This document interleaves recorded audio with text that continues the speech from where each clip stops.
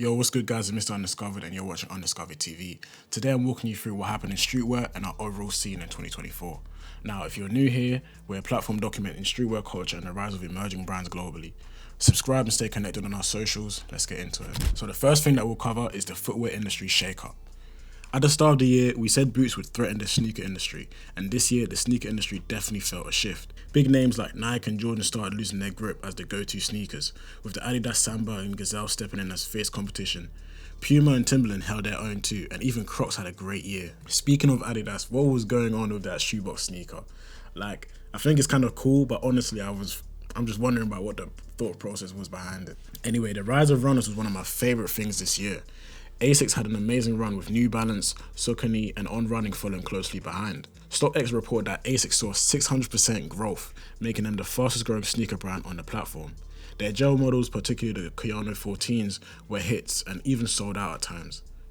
You legit couldn't even get them properly. The time it took me to get them was way overdue. The design of the runner gave me major throwback vibes to the Nike Rocher, which is a Hall of Fame sneaker by the way. Other brands like Dybbuk New York, Bravus and Sports New York also joined in with some great offerings. Even Bape threw their name in the mix. Sliders and mules were also a big trend, giving people more casual but stylish options. We even did a whole post on it which blew up, so go check that one out. It feels like this year marked a shift in how people approach streetwear.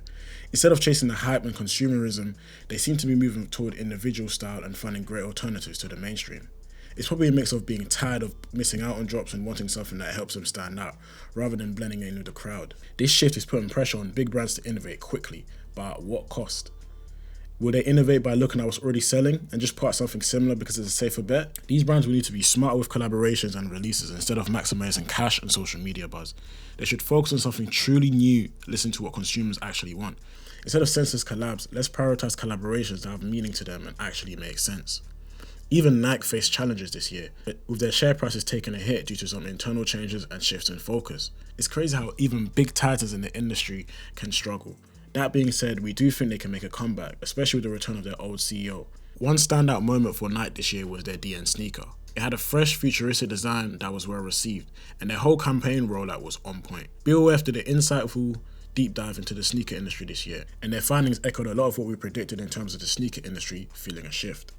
Resale prices for hype sneakers are dropping, showing reduced hype and demand. Hypebeast and StockX also weighed in, explaining how consumer tastes are changing and the overall footwear industry shaking up. Smaller designers also had a big moment though. Teddy Opong and Daniel Adetona's customizable Doc Marten went super viral, and Matthias Golan's Pearl Encrusted Tims had their own celebrity run. Ascens and Bravest made waves in the slider scene with loud creative designs, including a wild collab between Bravest and Kanayan that gave us the craziest sliders this year. Looking back, I'm glad this shakeup happened. I've always been a fan of individuality and alternatives over blindly following trends. Hype doesn't last forever, and this year it proved that. Fingers crossed, the footwear industry keeps bringing us variety and alternatives with innovation at the top. The new tech. As scary as it sounds, the tech integration into fashion is not slowing down. Technology took some massive steps this year, and part of the industry are embracing it in interesting ways. Nike stepped into 3D printing, which felt like a huge cosign to the technology. Companies like Zellerfeld and Lifeform have been specialists in this space, and while we don't think 3D printing will explode into the mainstream, at least not at a fast pace, its potential is hard to ignore. It's fascinating to imagine where it could lead to over time. CGI and AI were two big other players in 2024, and they're clearly here to stay. AI in particular is evolving so fast that it's becoming a cornerstone of how brands work. It's speeding up processes and cutting costs, which is always a recipe for better business. The big question is about how AI will replace creatives, and I just don't think that's the case. Instead, the creators who know how to use AI to enhance their work will have a major advantage. It'll be about who can evolve and adapt to this tech and work with it to optimize the outcomes. With AI tools, they can create better work that is faster and at times more affordable. These are all factors that can give creatives an edge in a competitive industry, and businesses will seek the best creatives. And at the end of the day, businesses will look for the best creatives. Photoshop and other software have already been stepping up their AI arsenal, which will prompt more fashion-forward AI software in the future. CGI also had a big moment in fashion marketing this year. Brands are using it in more creative ways, though it's not without controversy. Some people feel like it takes away from the authenticity of a brand, while others see the fun side of it, embracing innovation and marketing creativity. It's interesting to see how these technologies will evolve and integrate into the fashion industry over time. Overall, this year proved that tech is becoming a bigger part of the fashion world. Amidst the controversy and the slow growth in some areas, it's fascinating to see how brands embrace these tools. The potential is endless and we're locked in to see where it goes from here. Now we're going to be moving on to the trends that define 2024. The first one is the custom Tim makeover. Now this one, it had to be there. Now don't get it twisted, the Tim has been there for time. It's basically a staple, it's a timeless boot. But its resurgence this year made designers tap into their creativity and reimagine the Timberland through their own lens. Its blank but bold design serves as the perfect canvas for designers and artists to make it their own. Dybbuk New York, Matthias Golin and Loso Wave were some of the standout names delivering incredible custom designs. And who could forget Veneta Carter's glazed Tims? Animal print everywhere. Whether you love it or hate it, it seems like Y2K fever is not leaving. It's been going strong for about 2-3 years now, and the myriad of animal print textures we saw come from that has been insane. Especially with cowhide, which we would crown fabric of the year. It seemed like everything got the cowhide treatment this year, from the shoes, the jackets and more. Alongside it, we saw pony hair, leopard print, zebra print, snakeskin and even fish scale textures popping up across collections. Designers seemed obsessed with animalistic elements, especially with headwear, and consumers were here for it. The reign of fur. Y2K wasn't just about animal print. It brought back fur into the spotlight. Everything got a fur makeover, but above all, the fur coat was the king of all fur items. It exuded an energy and confidence that was unmatched, and clearly people were fans. That being said, the most creative fur pieces came from the Yaitos, who had incredible fur headwear pieces. Double up. Double layered clothing had a big moment, making it feel like winter all year long. Double-waisted pants are the headline pieces, but even accessories like beanies and socks got the layering treatment. The plaid resurgence. Remember that time when people styled flannels with Supreme hoodies, the skinny ripped jeans, the Yeezys or the Chelsea boots, topped with the off-white belt plus a hood or cap to cover the face. Those days aren't fully back, but plaid is back. Flannels are coming back. That was a peak time for streetwear, and at that time the flannel was a streetwear staple. While the pattern never fully disappeared, it regained popularity in the latter half of the year. Manufacturers we spoke to even reported a surge in orders for plaid-based products. Yeah, but manufacturers seeing an increase in plaid orders, it kind of just shows its resurgence. The next trend, bling bling. 2024 took embellishments to the next level, with rhinestones, gems and pearls showing up on everything from fitted caps to jeans and even hairstyles. People really embraced loud and flashy designs littered with these materials. Rhinestone had a serious run in 2020 to 2021. But 2024 took that to the extreme. The fitted cap took the throne as the main canvas for this trend. The simple but effective design of the fitted being topped off with pearls, sequins, rhinestones, gems and more is something we didn't know we needed, and maybe proves that sometimes more is really more. Belts ain't going nowhere. The belts did not go away at all. It dominated 2023 and it stood the test of time in 2024. Fronted by Stolen Arts, who's been on an insane run delivering some of the loudest custom belts in the scene, people had demand for them. Faith by Louise had been one of the brands going crazy with belts, delivering simple but effective belts across the community. The belts that specifically took the limelight were the studded belts. The cowboy aesthetic is written all over it, and elements of the cowboy aesthetic has been littered all over fashion, i.e. the boots, the hats and the slimmer jeans. 2024's evolution of belts saw them blinged out with all sorts of flashy embellishments and further hardware, with designers putting emphasis on textures using snakeskin, cowhide and additional textures. Stripes over checks. Brands looked at Adidas and said it's not enough. 4 stripes, 5 stripes, 6 stripes, and beyond became popular, offering a fresh spin on the timeless design and allowing designers to tap into their imagination, triggering that what-if button. Thermals and waffle prints. I'm actually wearing one now, what a coincidence. These go hand in hand as waffle print and thermals were in demand this year. Many brands use this elevated material as waffle print was simply just different, providing warmth and texture. The novelty around it was just enough to raise the consumer's curiosity. The thermal, which is just a grey area between a sweater and a long sleeve t-shirt, was something consumers set their eyes on. It all came down to the thickness. It's not thick enough to be a sweater, but it's also not thin enough to be a long sleeve t-shirt. The crops and the shapes. This year, consumers really honed in on the fit clothes provided. For tops, we saw a lot of crop tees, crop sleeves as well. This embodies more of a rockstar type energy for the confident wearers. Hoodies and zip-ups also saw something similar. The issue with larger sizes is the bagginess was clean, but the crop was just too long, throwing off the whole proportions of the fit. Brands keeping crop in mind was the perfect touch. In terms of shapes, we saw boxier and more circular cuts. This all ties into the preferred fits and proportions people look for. When we look at the bottoms, 2 things happened. We saw ultra baggy denim jeans move where people took bagginess up a notch, and we saw a slight rise in slimmer models. Baggy is already in. That's the stand for streetwear in right now.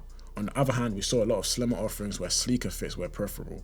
Flared denim was also hot this year, especially wax denim, which offered that additional texture to it. But overall, you can see how there was a lot of emphasis on proportions, baggy jeans and a smaller top. The jersey evolution. So somehow my editor let me know that I skipped out on this part, but I'ma head straight back into the part I skipped here with a voiceover. But yeah, jerseys are still well and alive. I'd say the event of the Euros definitely helped make that happen, but it was interesting to see its slight development. Football jerseys got a creative twist this year, with knitted jerseys leading the pack. The jersey evolution opened the floodgates for mesh jerseys to appear, which was a hot item amongst brands and consumers. Across the board, different sports got involved, including hockey jerseys, rugby jerseys, and basketball jerseys, which Carti helped bring back when he wore and referenced the backward-wearing basketball jersey. Camoed up. Camo also had a great year. Even though it's something that never really leaves, it seemed like the timeless favourite was cherished even more this year, especially Realtree, which took camo to another level with its woodsy looks. Shout out Joshua Jamal for his work with the camo. Last but not least, we have the racer aesthetic. Between leather material and the big bold logos, the racer aesthetic made its presence known across gloves, shoes, long sleeves, racer jackets and more. It added a sleek, high energy vibe to streetwear which evidently resonated with the people. Now the next section we're talking about is fashion beef. Rap had its moment with Drake and Kendrick, but fashion also had its moments. Let's break it down. Palace took shots at Supreme with their iconic product descriptions. Palace is known to do these sleazy, non-caring product descriptions that hook people's attention, and early this year they took jabs at Supreme. And for some reason, Highest Nobiety also jumped on the bandwagon and took shots at Supreme. But then Clint came to Supreme's rescue in October when he called out Palace for allegedly copying his Brazil tracksuit. Palace remained quiet, but Clint did not hold back at all and he made the most out of the situation. I literally rinsed the situation, bro. While some sort of humour in it, it got people heated, especially Brazilians who felt as though both parties don't actually care for Brazil, but they just care more so about the aesthetic and profiting off it. After it was all said and done, this move by Clint turned out to be promo for his Nike collab. Yeah, man. Crazy. Moving on to Kanye, he essentially went on a fuck Adidas tour, openly criticising the brand before piecing up with them later in the year. Timberland took shots at Mischief for copying their boot, and Mischief wasted no time hitting back at them. The streetwear evolution. Every year, the annual Is Streetwear Dead conversation arises, and while we understand the statement, we'll have to disagree. Now, I'm going to go into depth on this in another video for next year, because I have a lot of opinions about this that I kind of want to go in depth in, so watch out for that video. But in general, no, I don't think streetwear is dead. I think it's just changed, it's evolved basically. It's evolved into the sense that it's integrating into other facets such as food, cars, gaming, sports and more. It's essentially using the boundaries of what define it, but it doesn't mean streetwear is dead. Part of this evolution includes consumers styling streetwear with other fashion styles such as luxury fashion, sportswear, formal wear and more. The idea that streetwear is dead feels more like clickbait and, baiting for attention and views as opposed to a reflection of what's actually happening. The growing emerging scene. There's more eyes on our scene than ever. This year, more and more outsiders embrace the industry of underground fashion and its emerging designers. This is evident in brands being copied, the influence that brands are having over the scene and its consumers, and the scale of events that these brands are holding. Music is known to have this concept of an underground scene, and it's naturally crossed over into fashion. People are taking more interest in what brands are rising and doing, particularly due to bigger brands running out of ideas, getting complacent and obviously focus on maximizing the revenue. We're living in a time when smaller brands are actually competing with the bigger brands, and we're here for it. Smaller brands are spotting and capitalizing on the loopholes that bigger brands are unwilling or unable to tap into. The mainstream brands have become lazy and complacent. They're geared towards profit and keeping shareholders happy. They're lacking new and fresh ideas because they're following safe bets. They're risk averse and their money and reputation is on the line. Emerging brands are running off pure hunger, creativity and drive. You get the rest. They've got way less to lose simply because they're smaller. When there's less money involved, smaller brands are forced to use what's available to them with what they have. And while bigger brands have the budget to use for great campaigns, they also tend to use it more freely, which develops the mindset that they can just throw money at anything and it will drive results, which is not the case. And that's why we see such mid-collaborations and drops. Lastly, this new social media age has also changed consumer behavior. Individualism is on the rise, and people are developing both personal styles and taste. This in combination with industry tastemakers and influential public figures, more people are wanting to stand out due to the amount of sameness and saturation. The content consumption has also decentralized information and made it accessible to pretty much everyone. Amidst the gatekeepers, we got people giving away free game virtually through every social media channel, lowering the barrier to entry to the scene. Now, whether that information should be gatekept or not comes with mixed opinions, but it's making the brands at the top use market share to the brands who will be at the top. One example of more eyes being on our scene is Adidas' moves this year. They had a run of collaborations with emerging brands ranging from Ding Yun Zhan, I hope I said that correctly, Mono Thomas, Pieces Unique, Av, I hope I said that correctly as well, Always, Drama Cool, and more. It's great to see a brand of their size open up the space for emerging designers to shine. Another example is the number of student designers who are emerging and being showcased for their talents, especially from London and Paris. 2024 saw a lot of new talent emerge from some of the world's greatest fashion schools, including CSM and IFM. Anthony Iwakones, I hope I said that correctly, bro, I keep saying that, and Traceline Pratt were some of the headline stunts, while Spencer Carroll, Carla Mignano, that's her name, and more all deserved their flowers this year. Moving on to the next section, content is truly king. Content is very much king because this year brands were not playing. With more and more brands and users on social media, the competition to grab online attention is becoming fiercer and fiercer. In today's age, brands have to think more creatively about how to stand out and capture the attention of users. Reels were the biggest avenue for this due to its viral nature, and Instagram is putting a huge push behind it to compete with TikTok. We now live in a video first world where video is in over images, and obviously images dominate the 2010s. Overall, brands accepted a more down-to-earth approach where the walls of being seen as professional went down a little bit. They humanized their brands and embraced relating to consumers with algorithm-driven content. Away we opted for showcasing process videos to showcase the BTS behind their production. Pharrell launched a burner account to showcase dumps of his work behind LV, and Miu Miu and Burberry were also known to create great content. Low quality content seemed to gain the edge over high production or overly produced content, with iPhone content coming at the helm of this change. Tom Emerson and House of Errors also did great stuff this year. They consistently came up with content and visuals that felt fun and unserious. Something I've noticed that a lot of these brands aren't even thinking that hard about the content.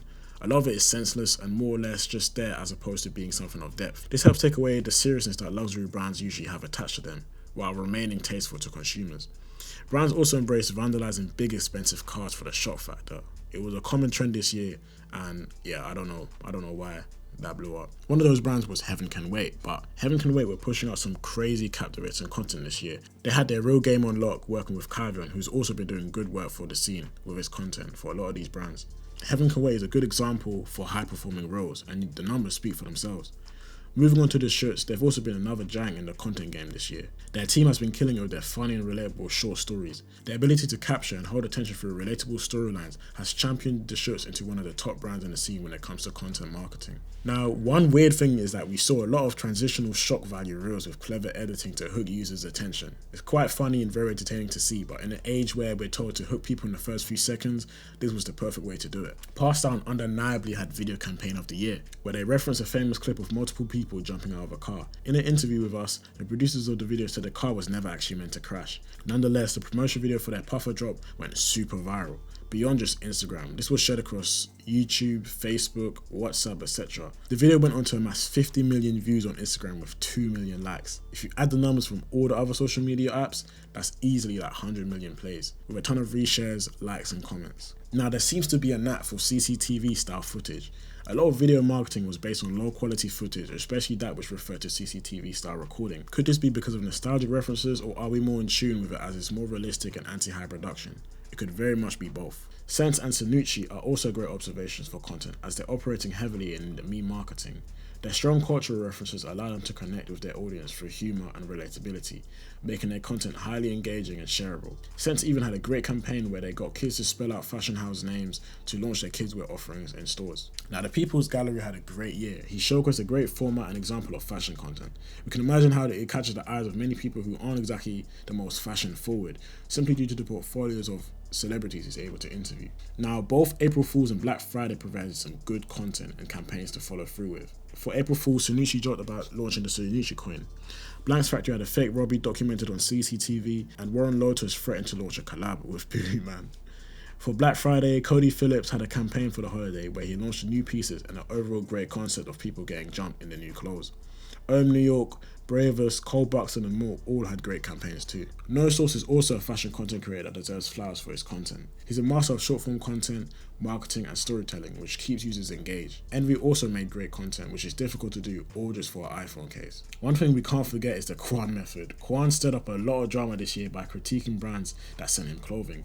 While the majority of people agreed that the clothes weren't the best, People didn't like the way that he was treating the clothes and the brand owners. Nonetheless, it was good promo for the brands. Now this got Quan trending on TikTok, so clothing brands took it upon themselves to capitalize off it by making videos about Quan basically talking about their brand. There were even a lot of people who I'm pretty sure never sent their clothes to him and kind of faked the situation like Quan talked badly about them, but he didn't. Either way, great marketing, smart moves. The Pinterestification of marketing. While videos prioritize, images still aren't complete out of the picture.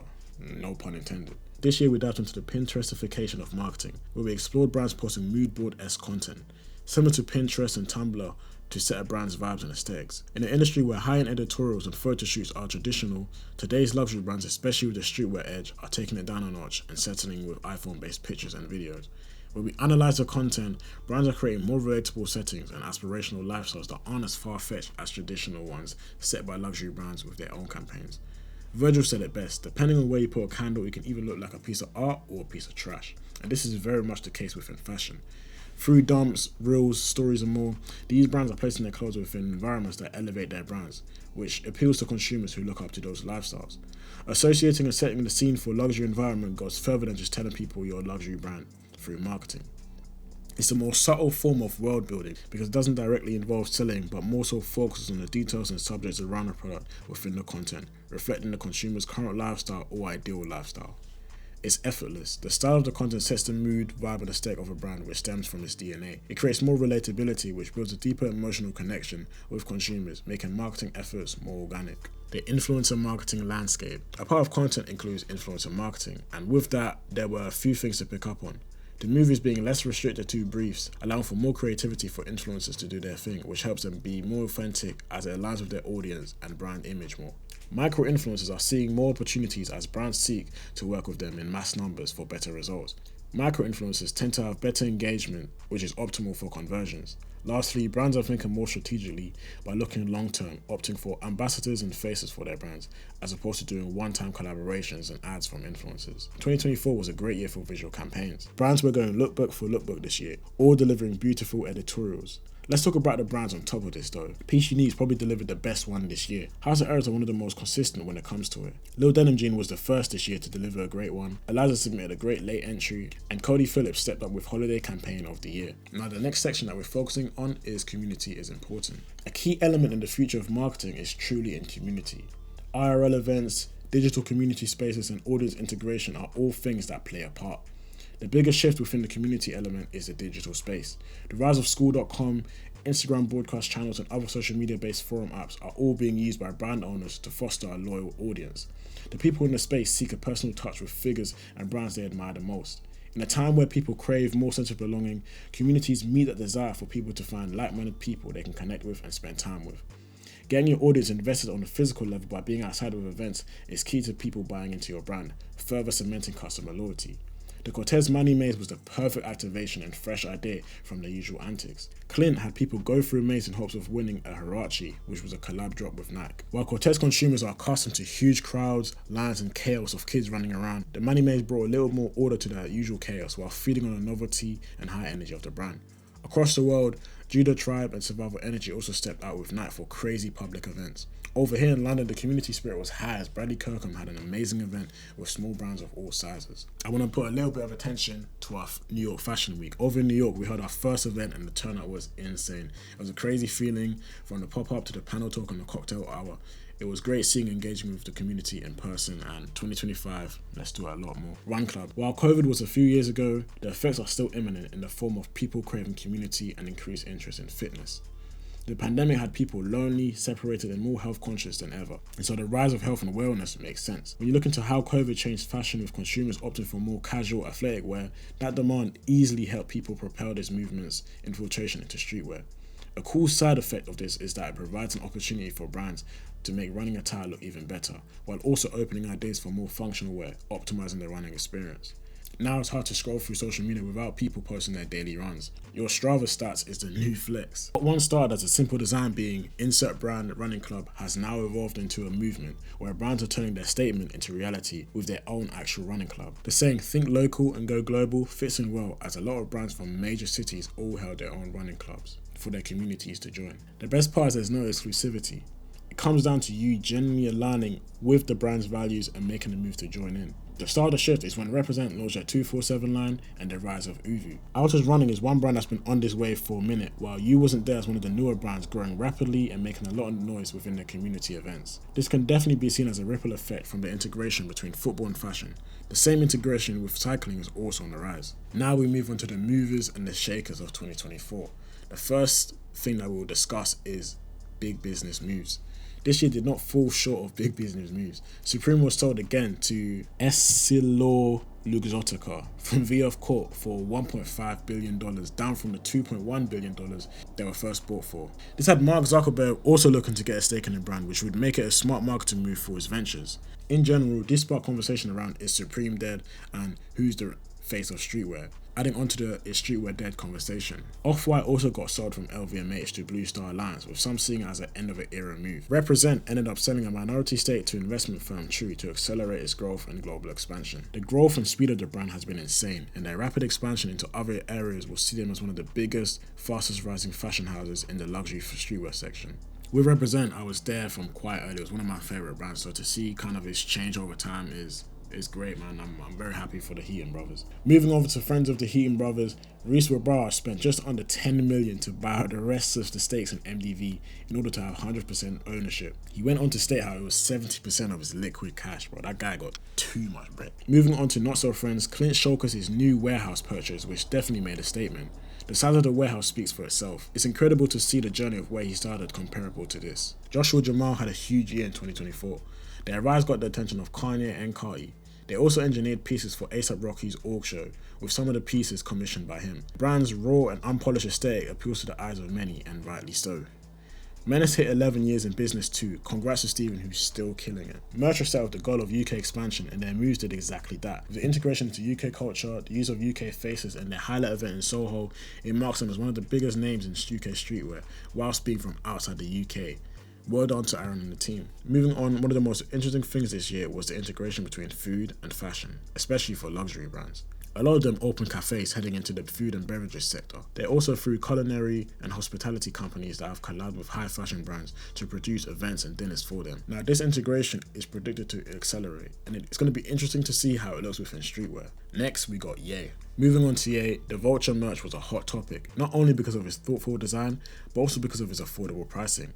Kanye sold items on the site for $20, making $19 million in total. I forgot the time period, but that's how much he ended up making.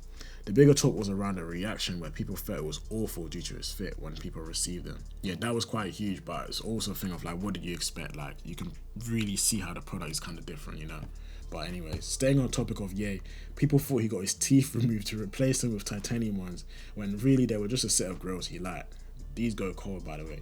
Later in the year, there was talk around if Kanye was responsible for popularizing the neutral tone color palette in fashion. And while maybe he can't be credited for fashion overall, you can most certainly give him flowers within streetwear. Now, the next section within movers and shakers of 2024 is how UK bridged the gap. And Clint being there at number 2 makes him the only British guy in the top 10, showcasing how the gap is being bridged. Tyler landed at number 1, and James Jebbia surprisingly took number 3. Ronnie Feig, Teddy Santis, Pharrell and Tremaine were other faces in the top 10. But just outside the top 10, we had Ye, Martin Rose and Travis Scott. Circling back to the gap being bridged, 2024 saw huge steps taken across that bridge. The UK has more cultural pull than ever. From a time when the US was much less accepting of what the UK had going on to now, the tables have turned completely. There's never been a better time for the UK creative scene to shine. Clint's moves in New York and collab with 21 Savage goes on to show how Clint is one of the leaders in this cultural gap being bridged. In our New York Fashion Week event, there were so many Americans wearing and showing love to the UK brands and culture. Online content across TikTok and Twitter especially showcases this. Now, a lot of this cultural gap being bridged can be attributed to TikTok, music and entertainment acts such as Top Boy, Central C and the rest of the UK music scene. Shout out to all of the guys, man, there's too many to name. Brands come over to the UK to do shoots and work with a lot of talent, figures and influencers who are out here. Brands from overseas want to expand into the UK scene because they see the value. Europe, Australia and Africa are a few of the locations embracing UK the most, especially from an influential perspective. To a degree, there's always going to be some level of love-hate relationship between the UK and the US, but it's great to see we're in peak times of the UK bridging cultural gaps. Next, we're going to be talking about Morolola, and despite the controversy, Morolola is also a brand that had a big year. Their bold and unapologetic designs and marketing efforts had catapulted them into the midst of culture, social media, and myriad of fashion conversation. Morolola isn't one shy of controversy, and when you've worked for a year, it all kind of makes sense. Their London Fashion Week show is something that made them the most known this year. It came with a good amount of criticism around the lazy designs, Morolola's alleged terrible music, and the fact that the show and clothes were just obvious bait for controversy and attention. Nevertheless, their viral pieces and controversial personalities makes them a prominent figure in the culture. Next, Corteiz go for round 2. This brand can never be quiet for too long, and when they are, they always come out with huge noise. The rumours for a second collab with Nike wasted no time and started straight off the back of a collab with Supreme at the tip of 2023. Later in Q1, we started seeing leaks of what was the Tall Yellows, a fourth colourway of the 95. It turns out this was a fake and never actually a real product. In usual Corteiz fashion, Clint travelled the world and held a range of events in Brazil, Germany and New York again. We also got a 21 Savage collab. We now move toward the end of the year where it's time to see the second collaboration of Nike Corteiz. During the year, it was leaked and confirmed that the drop would be a Huarache, with the collab set to drop in 2024 holiday season. Fast forward to October, and Clint starts beef with Palace over Brazil tracksuit. While this left people confused and got them talking, it turned out to be all promo for his next move. A few days later, we see a drone show of the Nike and Corteiz logo over London, where before the full confirmation picture and video from Corteiz themselves. Fast forward a little and we see Corteiz drop an ad with familiar faces, all directed by Gabriel Moses, who had a generational run this year. Now, this was all for the grey pair, one of the 3 total colours. For the second colour, dubbed Off-White and tributed to Virgil, he went up to Manny for a maze in which people could win the shoe. He then settled on selling that shoe worldwide except in the UK. Now, it did get leaked by an insider, but yesterday Clint actually previewed and confirmed the final and third colourway of the Nike Huarache. It'll be very interesting to see the rollout for this one. At this stage, this guy is so unpredictable, and it's always great seeing what he does next. We can't forget to mention how he linked up with Brazilian football legends Ronaldo in Brazil and then with Ronaldinho in London, where they both pulled up in a pink Rolls Royce for a Nike event. The next section we're talking about is nostalgic fever. This year saw what we could describe as peak nostalgic fever. Whether it's samples, remakes, bootlegs, vintage or retro makeovers, or brands bringing things back, the past is obviously cherished. There's even a whole retro PlayStation filter going viral. The use of nostalgia is something that has always been there, but I'm increasingly seeing brands reference something from the past or use it as inspiration. So much so that it actually sparked social media conversation and why that was the case. A common thing that people agreed on was the desire for simpler times. People aren't really enjoying the current times. They look back and wish they could go back in time when life was quote unquote better. Some brand is just as lazy, saying artists lack originality to come up with fresh ideas. It does spark the question of whether there's something original to look back on in the 2020s. If everything is being referenced from the 2000s. The way we see it, social media has normalized surface level superficial moves, so everything is gauged by algorithms and social media metrics, as opposed to depth, individualism and authenticity. The nostalgic references miss the mark when corporate companies tap in trying to max out on revenue. One thing that didn't miss the mark though is Nelly's relaunch of apple bottom jeans. It'll be very intriguing to see how this turns out. To add to that, Umbro's comeback needs to be studied because the designs they brought out this year were amazing and they've landed their spot right back into culture. Flowers to Gregorio Nordio, who designed these forward-thinking designs. In the realm of nostalgia, the talk around old brand logos rose again after Jaguar's controversial makeover. Now, Jaguar has been declining for years now and needed a refresh. The refresh is a move for an electric future which sees Jaguar make a move into electric cars. Their makeover stripped the identity and edginess of the brand and replaced it with a cleaner, more futuristic aesthetic. This came with so much social media conversation and the most amount of attention they had in a long time, which ironically would help them as they needed a revive. That being said, it sparked a lot of conversation about how fashion brands have done the same by stripping personality and character off their old logos for something more refined and corporately favourable. Character, personality and identity are so important. It's sad that brands are making these moves, especially big fashion houses, which a lot of people kind of look up to as examples and inspirations for their own work. Now before we finish the video off, let's talk about quick mentions. TikTok in threat. TikTok's place in the culture continues to be threatened by potential nationwide bans and music catalogue pulls. This would be a huge hit to influencers and brand owners who use TikTok as a marketing tool for their business. TikTok's organic nature has allowed people to leverage that in more cost-effective ways to grow their brands. So losing TikTok would be a major hit. Nike sue Bape. Now Nike finally ended up suing Bape for their Bape style, which prompted Bape to change up a few things from his design. It's crazy how the Bape style has lasted so long without Bape getting sued from it, but we're finally here. Unknown x Chief Keef x Ed Hardy. Unknown, Chief Keef and Ed Hardy came together for a Juggernaut campaign in January. The Corteiz Crib Crep. This year, Corteiz started the Crib Crep agenda, and when we say agenda, it's because there was heavy seeding around it. Like, a lot of people got these before they even released to the public. Additionally, Clint has a dedicated page for Corteiz which only Corteiz follows. So you can tell this is something part of a bigger plan and move that Clint wants to push. Our interview run. Now this year we had a great interview run, having made interviews with Bradley Kirkham, Josh and Sora, FD from the Future, and Copy Banks. Now we got one more interview locked in, and I was hoping to release it this month, but that'll be coming out next month, so stay tuned for that. This is probably our biggest interview yet, so it's amazing, trust me. Thug Club. Now Thug Club had some incredible pieces too, from the sword cap to their rings, as well as creating incredible lookbooks. The Apple Vision Pro. We had a launch and de-launch of the Apple Vision Pro. There was so much talk when it first arrived and definitely piqued attention. However, later in the year, Apple slowed down its production and even thought about stopping production entirely. Clint's sneakers. Clint's dropped their Oasis sneaker, which is just a beautiful shoe with beautiful colorways. We were very grateful to have received a pair with the undiscovered name on the tongue. It was also one of the first 50 made, so shout out to Clint's. The world's darkest fit. Reno made the darkest outfit in the world with a zip-up, a sweatshirt and pants with the darkest fabric ever created, absorbing 99.7% of light and infrared light. Skydive delivery.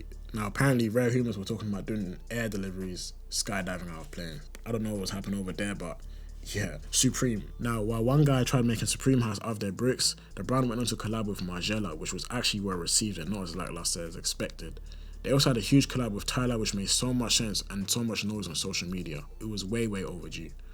London Fashion Week. Some of the positives from London Fashion Week were Skepta taking us back to Hustle Academy with his brand Mains and Yaku's immersive show experience. Stay Grounded's return. Now Stay Grounded made a return this year after their old account got suspended. Now Stay Grounded was one of the accounts that got me started in all of this. They're an OG to me, so hit them a follow if you haven't. Shout out to Stay Grounded. Virgil's abandoned skate park. Early in the year, we got word of Virgil's abandoned skate park being found in Ghana.